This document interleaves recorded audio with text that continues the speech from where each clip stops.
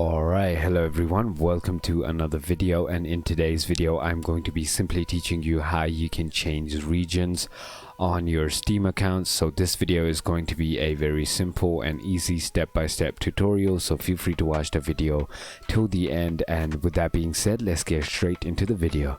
So normally there's just two main ways that you can change your regions, and the first way is going to be by simply going ahead and creating a account that is going to be on the region you want, obviously.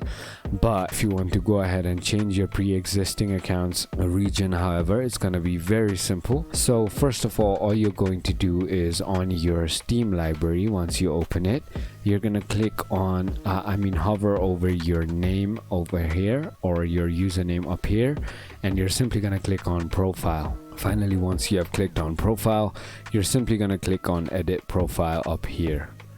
And once you have done that, if you scroll down, you can see there is going to be a feature that says location and it says country. You can go ahead and choose any countries you want right over here, and if I had already selected one, I could simply change into another, and that is simply how you do it. So if you thought this video was helpful, feel free to comment down below, and if you haven't already, feel free to hit that subscribe button, hit that like button, and thank you so much for watching.